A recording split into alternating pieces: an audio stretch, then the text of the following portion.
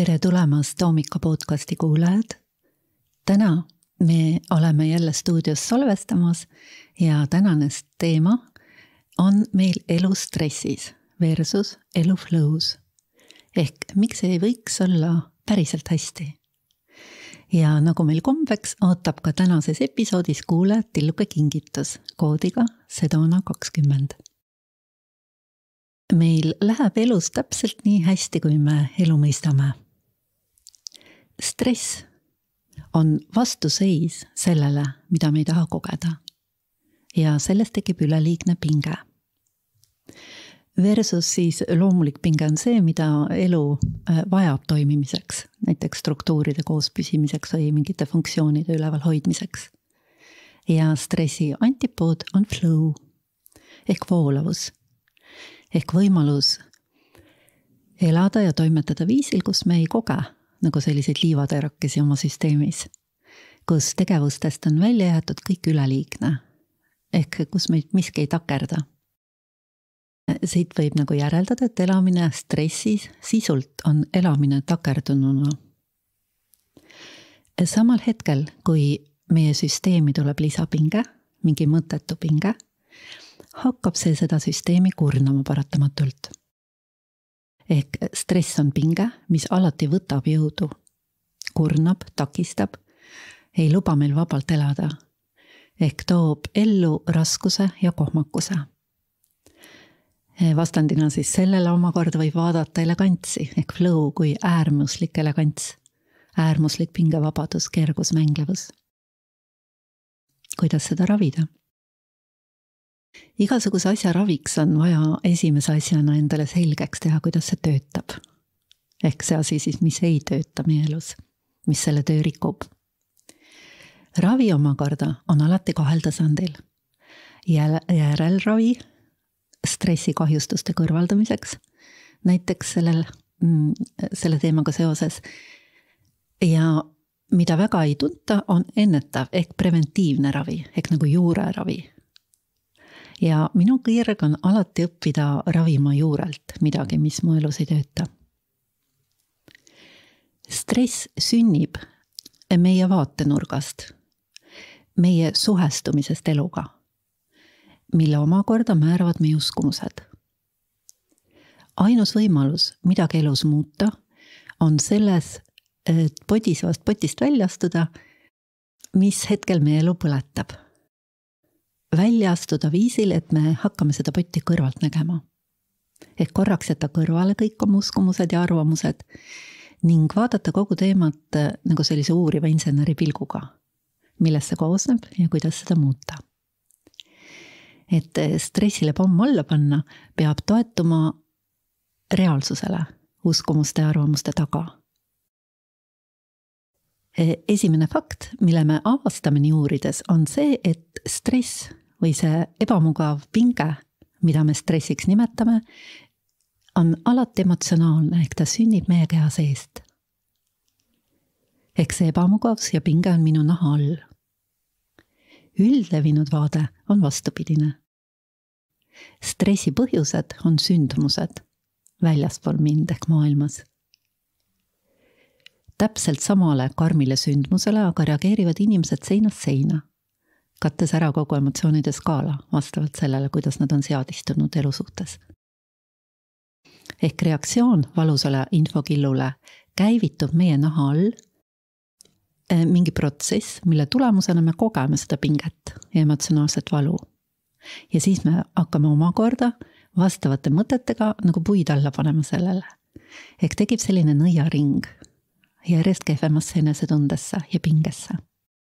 Ja kuna selle juurpõhjus pole maailmas, pole meil ka mingit võimalust stressi eest kuhugi põgeneda, sest me ei saa kunagi peatada maailma sellisel meile meeldival viisil või hetkel. Ja ennast selle süsteemi autopiloodi kätte jättes, et välised sündmused trigerdavad meis mingit valu, oleme me igavesti haavatavad pidevas ärevuses ja pinges. Ja ärevus siin on nagu mingi eelootushirm, mingi negatiivse uudise eest, mis varem või hiljem alati tuleb. Selles mõttes on ta alati õigustatud. Sellise fakti sügaval tasandil omaks võtmine avab inimesele juurdepääsu võimalusele kogu stress juurelt välja ravida. Taibata ja hakata kogema, et mul on võim oma elu üle. Ja see annab kogu sellele ärevusele, mis on siis stressi peamine trigger, surmahoobi. Et oma olukorda mõista, selleks on hea panna endale diagnoos alguses, ehk milliste emotsioonide klassi ma kõige rohkem igapäevaselt kasutan. Iga klass on omaette suletud süsteem, mis määrab kogu inimese maailmataju. Ehk ta on nagu erinev teadvuse tasand, mis on omakorda nagu väike omaette planeet. Ja huvitaval kombel määrab see ka inimese tervise, sest keha reageerib otse kohe sellele emotsioonile, mida me kasutame.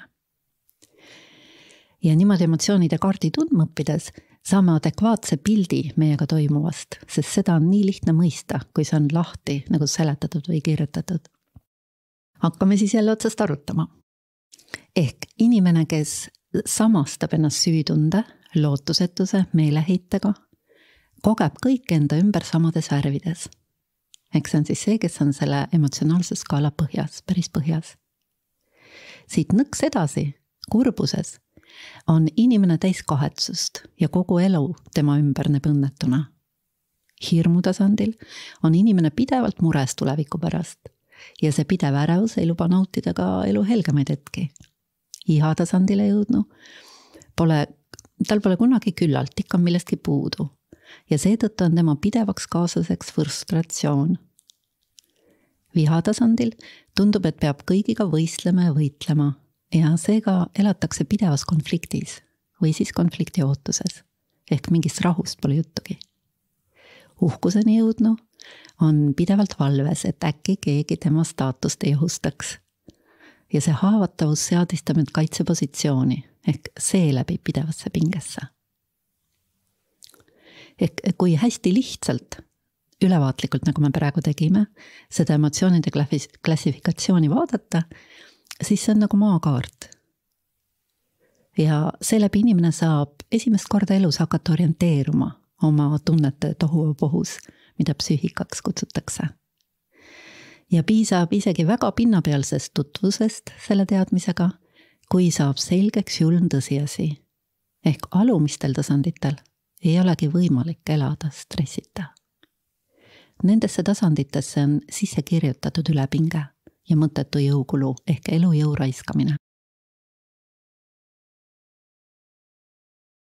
Ehk kasutades neid elu lõhkuvaid emotsioone, elu võtab sult jõudu ära pidevalt. Ehk see on mõneti nagu väga õiglane. Ehk me oleme paratamatult kroonilises stressis seni, kuni kasutame eluks madalamaid emotsioone. Ja seda mõistes ei ole vaja mingit erilist stressiravi. On vaja lihtsalt mõista, millises suhtes sa eluga oled ja tundma õppida, kuidas ennast natuke kõrgemasse klassi viia. Ja see on päris julm oma ühesuses, sest apaatiast uhkuseni võid sa käia ühelt lõunuma reisilt teise. Teha mida iganes, aga ikka oled rahulolematu ja lõpuks väsinud. Sest keskkonnamuutus ei muuda sinu sisemist hinnaklassi. Ta ainult natuke leevendab triggereid. Ja igasugune nagu stressiravi või eneseabi, mis ei õpeta muutma iseloomu, ehk ei õpeta liikuma sind ühest hinnaklassist teise emotsionaalses skaalas, on tegelikult kosmeetiline. Esimene tõsine leevendus, kus saab üldse rääkida mingist rahulolust ehk normaalsest enesetundest, on aususe ja julguse klass. Et ehk stressist juurelt vabaneda, on endal isiksusena vaja tõusta, ehk sisuliselt tundma õppida võimalusi, kuidas hoopis teisiti elule läheneda ja enda osale siis selles elus. Ja aususe tasandisse tõusmine algabki endale reaalse pildi selgeks tegemisega. Et sinu enesetunde põhjus on sinu naha all, mitte väljaspool. Ja see, kuidas me elule reageerime, sõltub ainult ühest. Meie teadmistest, suhtumistest, mis on määratud, üheselt julmalt määratud meie uskumustega. Uskumused sellel tasandil on nii iseenesest mõistetavad, et me isegi ei tule selle peale, et neid uskumustena defineerida. See lihtsalt on nii. Ja sellest fundamentaalsest teadmatusest saab alguse kogu see inimlik tragöödia. Me tegime sellise kerge ülevaate teemasse, nüüd vaatame neid tasandeid natuke põhjalikumalt seoses stressi teemaga. Ja järgnev kirjeldus toob ehk natuke selgus selles, et iga emotsioonide klass on nagu selline nagu tähevärav, avades ukse täiesti erinevasse maailma, suletud süsteemi. Ja me hakkame selgelt nägema, et elu ei määra mitte sündmused, vaid meie vaade kogu elule ja siis meile endale. Ehk kogemusena me tegelikult elamegi reaalselt paralleelmaailmades.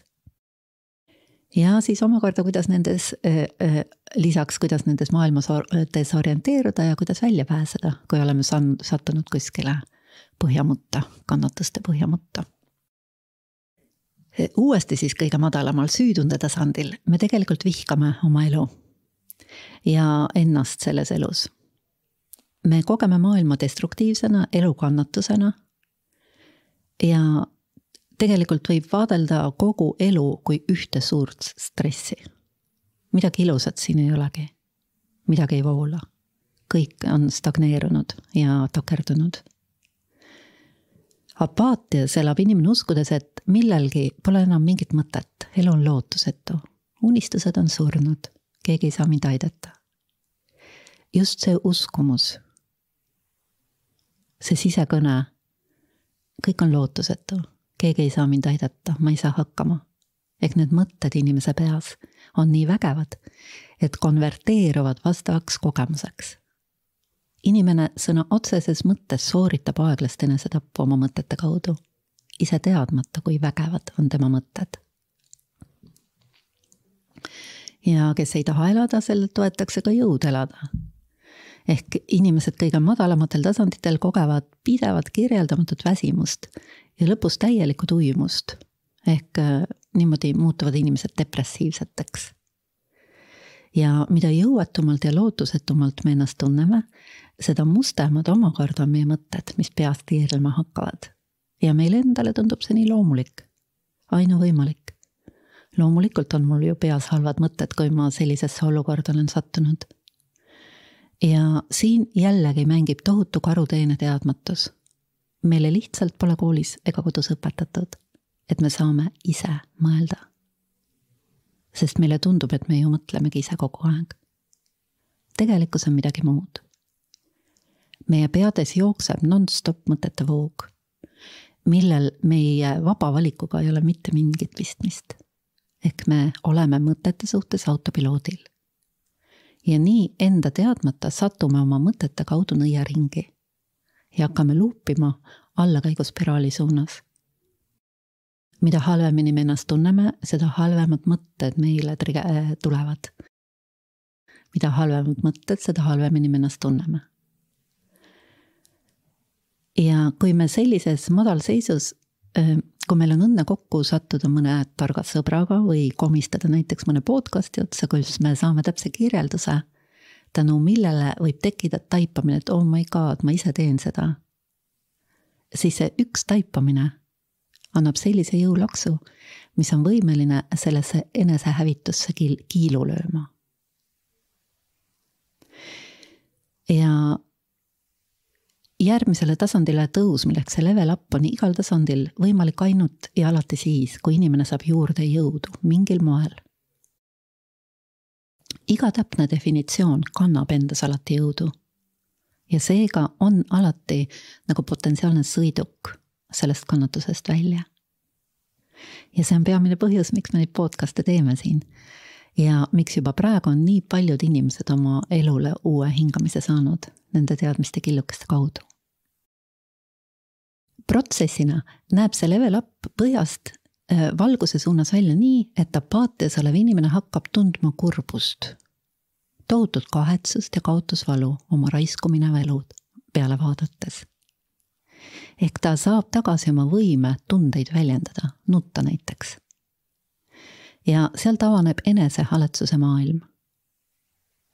Ja nii hull kui hädine see ka ei ole, on see ometi suur samm edasi elususe suunas võrreldes tuimuse ja apaatiaga. Enesehaletsuses inimene kogeb alateadlikult midagi piinlikku ja sellest tekib omakorda stress. Ma ei taha olla nii nõrk, ma ei taha siin olla. Eks see on stress sellel tasandil.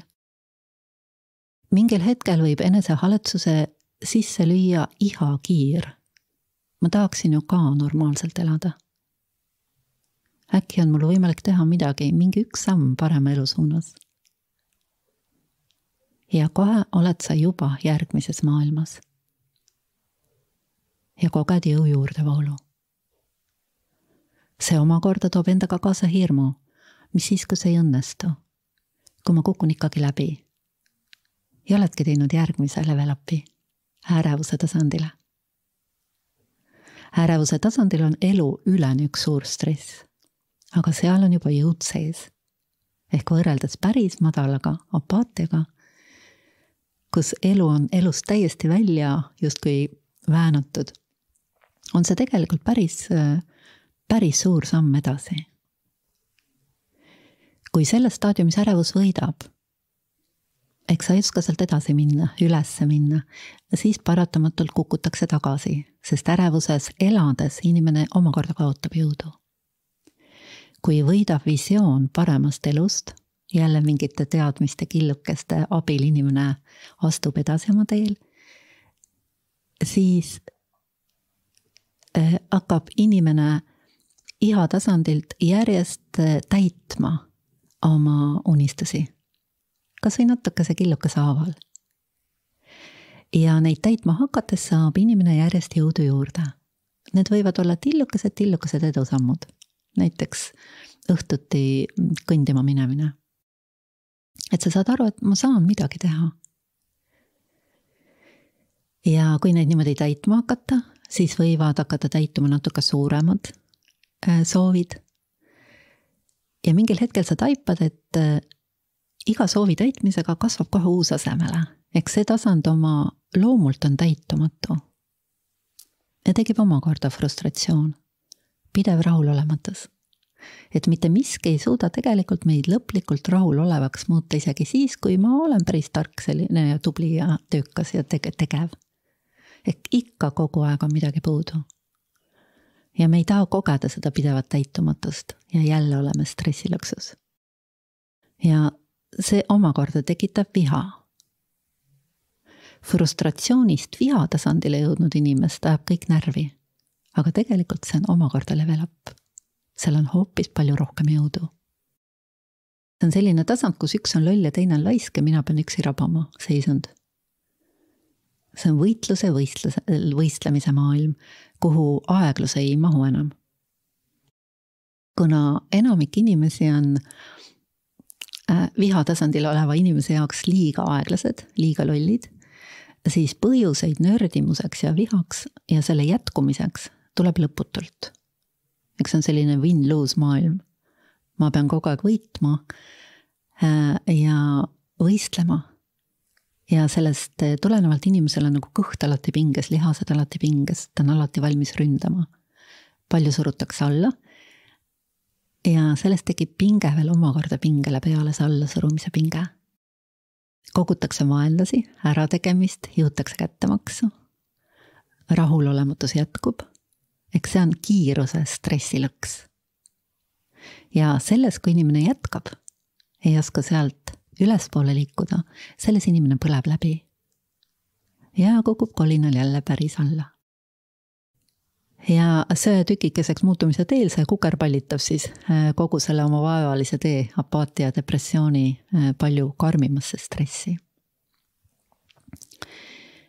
Milles olemise valu on nii karm, et loodus tõmbab sellele tuimesti peale ja kõik hakkab jälle otsast peale. Parema variandi puhul inimene tõuseb aktiivsust kasutades uhkusesse. Tabades ära, et ta on enamusest peajagu üle oma tegutsemisjulguse ja saavutusvõime töökuse tõttu. Energiat tuleb järjest juurde, kiirus kasvab. Majanduslik olukord paraneb. Kõige olulisemaks muutub staatus ja omanditunne. Olla parem kui teised, olla esimene. Ja muidu igati eduka tasandi muudab ohtlikuks ülbus ja põlgus, mis viib teravalt polariseerumisele, õige ja vale, mina ja teised. Naabrist parem. Ja siin kasvab stress pideva kadeduse ja oma positsiooni kaotushirmu tõttu. Kui teada, et see on kõige kõrgem tasand, kus inimene veel elab sellises võidan-kaotan suhtumises, siis sellest teadmisest sünnib valem, kuidas liikuda kõrgemale. Kui selles tasandis inimene esitaks endale küsimuse, kas ma võiksin hakata elama ja vaatama maailma sellises win-win, võidan-võidan võtmes, siis see üks pealtnäha lihtne infokilluke muudaks kogu inimese elukäiku. See on sõna otseses mõttes saatust muutev, nii klišeelikult, kui see ka ei kõlaks. Sest ainult siit läheb tee stressist päriselt välja, kõikides tema varjundites, kõikidelt tasanditelt. Sest millist tüüpi stressi kogeks inimene, kui ta kogu vaade elule on võidad seadistuses. Ja ta süveneb sellesse ja häälestub üleni sellele kõikides oma tegevustes ja suhetes. Kui inimene õpib hoidma kõiki oma ootusi ja tegevusi nii äris kui eraelus selles win-win settingus, siis toodab paratamatult edu. Siin ei ole võimalusi teisi. Eks selline eelhäälestus, seadistus, vaade, setting, ükskõik kuidas seda nimetada, avab võimaluse esimest korda päriselt õnnelikumaks maailma kogemiseks, kus kaob ära see pinge, mis tundub olevat täiesti ja mis ongi täiesti paratamatu kõikidel madalamatel tasanditel, millest ei ole mitte mingit pääsu. Sellist seadistust on võimalik muuta vastavalt oma küpsusastmele. Ja küpsemist on võimalik omakorda kiirendada. Ühelt poolt intensiivsemalt siis elus kaasa lüües ja teiselt poolt täpsemaid teadmisi niimoodi hankides. Sest mis on alternatiivid? Alternatiiv on kukkuda tagasi vihasse uhkusest. Sest varem või hiljem osutub keegi sinust paremaks, rikkamaks, ilusamaks, nooremaks, edukamaks, targemaks. Teine alternatiiv on jääda uhkusesse. Ehk sisemiselt järjest pettumusi alla surudes, jääkuningannaks muutudes, nii oma elujõudu kaotades kukud ikka varem või hiljem. Ja vanemad inimesed näiteks, kes on uhkusesse, eriti peenesse uhkusesse kinni jäänud, on ka kaunis naeruväärne vaatepilt. Midagi nagu haledat on selles.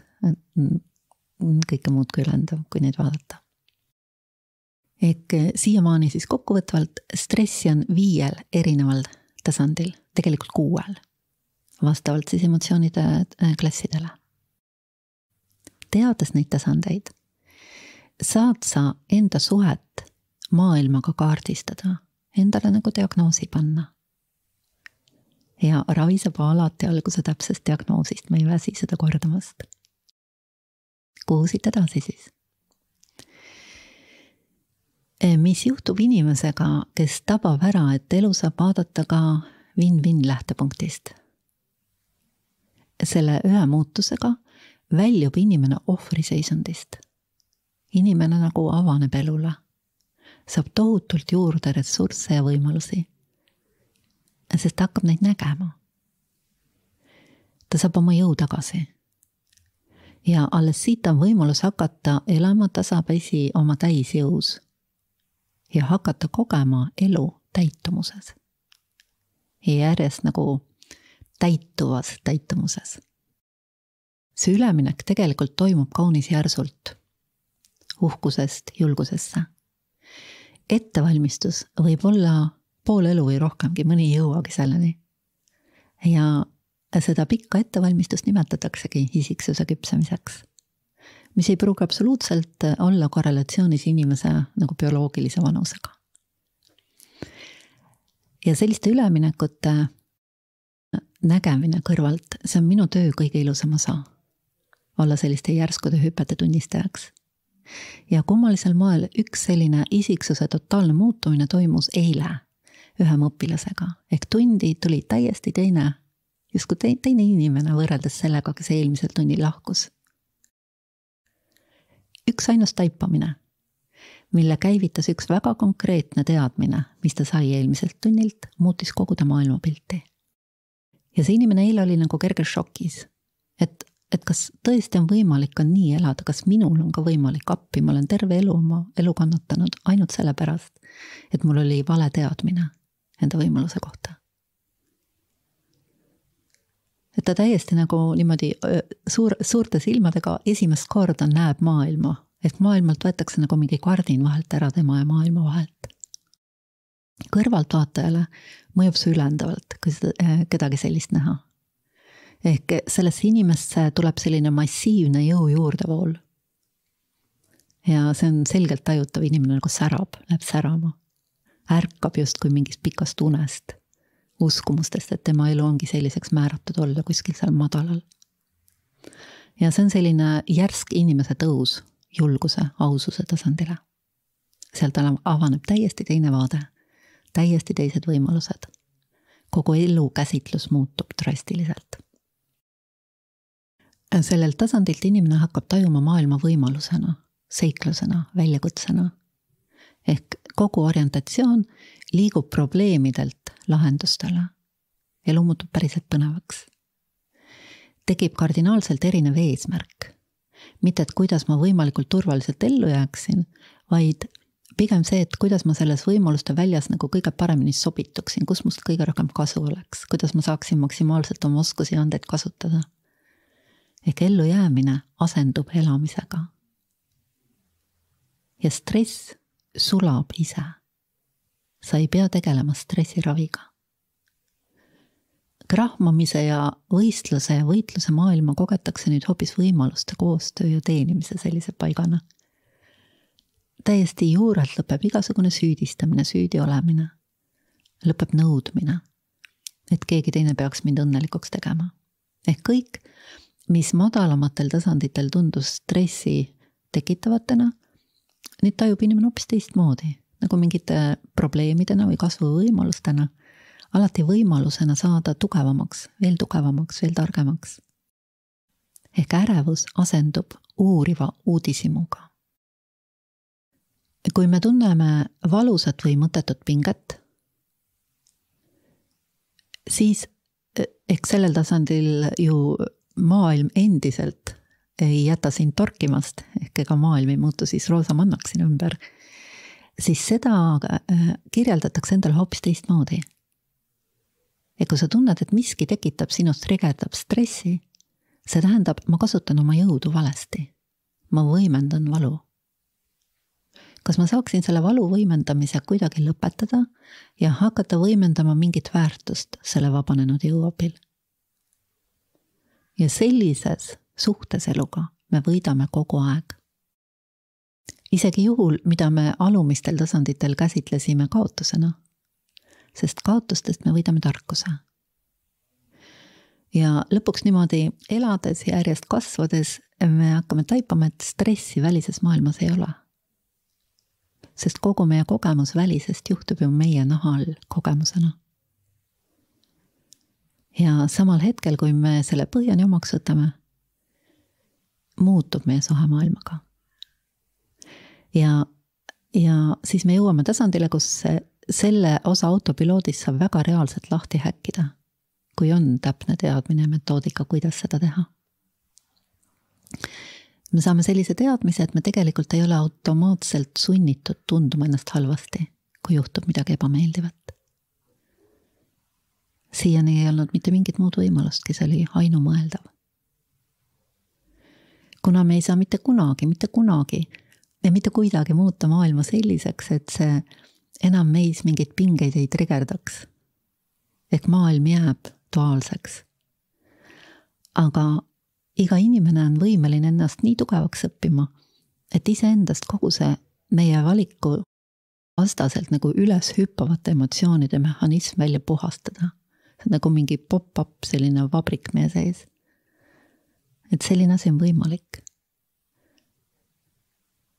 Ja seda niimoodi vaikselt tundma õppides reaalses elus, alles siis me muutume nii tugevaks, et me ei hakka enam elu tagasilööke kogema stressina. Lepime tõsiasjaga, et duaalses maailmas kõik käibki üles alla. Aga meil on nüüd esimest korda võimalus mitte selle lainetusega kaasa loksuda. Ehk esimest korda elus tekib võimalus sisemiselt stabiilseks ja rahulikuks jääda. Ükskõik, mis ka ei juhtuks. Ja selline rahulikkus on kõike muud kui tuimus, mida me apaatia tasandil kogeme. See on selline elav, kergelt rõõmus rahu, mis mitte kunagi meid enam maha jätta. Ja inimene hakkab kogema järjest suuremat vabadust, justkui lepib eluga ära. Ja sellel tasandil inimene ei seosta turvatunnet enam mingi välisasjaga, vaid avastab selle sügavalt enda seest. Elu kiiruse ja intensiivsuse sisse tekib kergus ja mängulisus. Võimekus iseenda elu üle naerda. Ja selliste tüüpidega on hästi mõnus koos olla. Kõik tahavad selliste seltskonda. Ja tänu sellele hakkavad tulema koostööpakkumised, vahest isegi ulmelised mingid võimalused. Juba täitsa teistest hinnaklassidest. Ja kui siin siis omakorda mitte sellise edukuse, uhkuse lõksu langeda, avaneb võimalus tõusta veel kõrgemale, armastuse tasandile. Ehk hakata kogema baasseisundina seda, mida me alamatel tasanditel nii meeleheitlikult jahime ja mis seal mitte kunagi pidama ei jää, mitte kunagi. Astmelauaks omakorda sinna on kaastunne. Aga see kaastunne kasvab nagu loomulikult inimese isiksuse kasvuga. Läbi selle, et inimene hakkab selgelt nägema, et iga teine ongi oma tasemel ja teeb igal hetkel seda, mis tema arusaamise järgi talle kõige parem tundub. Ja et kõik nad on lõksus oma tasemetel. Ja parim, mida neil anda saab, on mingi infokilluke, päästev infokilluke, kui nad selle omaks võtavad. Tihti ei võta, peale suruda ei saa midagi. Ja kuna siis emotsionaalse intelligentsuse ainet koolis ei õpetada, siis kõigi elu käibki katse-eksituse meetodil. Paljuski ämbrist ämbrisse. Ja selle taipamine ja nägemine kutsub paratamatult esile kaastunda. Ja sellega koos kõik sellised positsioneerimised, süüdistamised, teiste valeks tembeldamised, tabades ära, et see ju ei lahenda midagi. See kõik asendub mõistva kaastundega. Kokkuvõtteks siis apaatia, kurbuse, ärevuse, iha, viha ja uhkuse tasanditel on stress sisse kirjutatud. Need maailmad on seadistatud, võidan kaotan vaatele, milles kogemusena sa kaotad alati. Sest ka kõik välised võidud toodavad äremust ja hirmu. Seda võitu kaotada. Ja selline pidev ebakindlus, millesse need tasandid inimest justkui näevad, võivad tekitada küsimuse, kas see peab nii olema. Äkki on ka mingi normaalne võimalus elada. See omakorda võib viia taipamiseni, et võidan kaotan mängu polegi olemas. Kui kaotab üks osapooltest, siis paratamatult kaotab midagi ka teine. Ja ainus võimalus on isiksusena küpseda tasemeni, kus me kogu seda mängu hakkame läbi nägema ja teeme otsustava jõupingutuse sellest täielikult väljuda.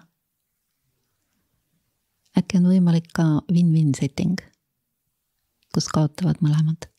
Ei kaota mõlemad, vaid võidavad mõlemad. Ja kuidas selleni järk-järgult jõuda sellisesse vaatesse, ehk kuidas asendada stress flow'ga. Ehk kuidas oma elu autopiloodilt järjest enda kätte tagasi võita. See ongi Sedona meetodi põhiolemus. Saada oma elu tagasi, jõud tagasi, kindlustunne tagasi ja lõpus oma rõõm tagasi.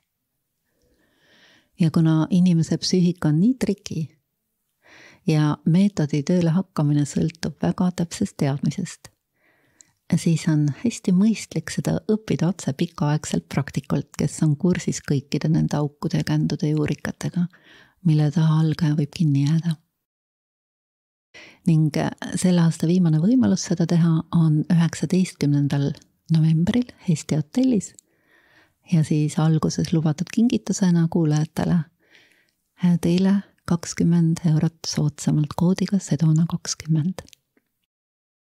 Selle osa lõpetuseks leidsin ühe tsitaadi Hawkinsilt, mis kogu tänase omakorda nagu võiks toredasti kokku võtta. Me ei saa tugevaks poputades inimlikku nõrkust. Tugevaks saame jõudu väge toetades. Me muutume vitaalseks, kui toetame teiste elujõudu. Me saame ilusaks, kui toetame elu ilu. Kui me lähtume tõesti südamest, ei pea me kunagi edu pärast muretsema. Maailm armastab meid, toetab meid ja annab meile andeks kõik võimalikud vead. Kui me kohtleme kõiki oma kliente kuninglikult, elame üllataval kombel üsna kuninglikku elu. Aitäh teile!